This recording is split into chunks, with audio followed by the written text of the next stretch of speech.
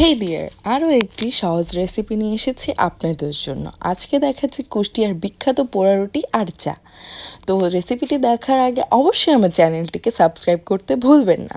রেসিপিটা করার জন্য অবশ্যই কনডেন্স মিল্ক আর পাউরুটি লাগবে। তো আমরা এখানে পাউরুটির উপরে কনডেন্স মিল্কটা দিয়ে দিচ্ছি। আমি এখানে ড্যানিশ ব্র্যান্ডেরটা নিয়েছি, আপনারা যে কোনো ব্র্যান্ডে নিতে পারেন অথবা বাসায় বানিয়ে নিতে পারেন। তো উপরে আমরা ব্রাশ দিয়ে সুন্দর মতো ব্রাশ করে নিব যাতে সব পাশে কনডেন্স মিল্কটা ছড়ায়। আসলে এটা যতটা ছড়ায় থাকবে ততটাই মজা লাগবে। আর উপরে একটু চিনি ছিটিয়ে দিচ্ছি, আপনারা স্বাদ মতো দিয়ে নেবেন।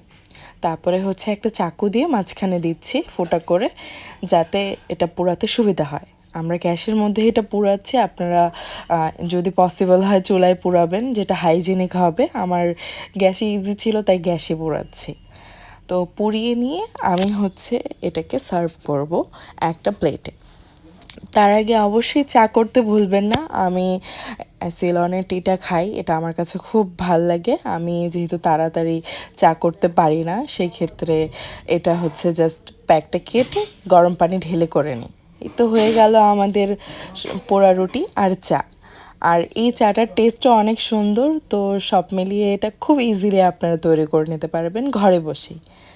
তো দেখেন, এখন আর বাইরে যেয়ে বা কুষ্টিয়ায় যেয়ে আপনাদেরকে খেতে হবে না, ইজিলি আপনারা পাশে বসে খেতে পারবেন। ধন্যবাদ।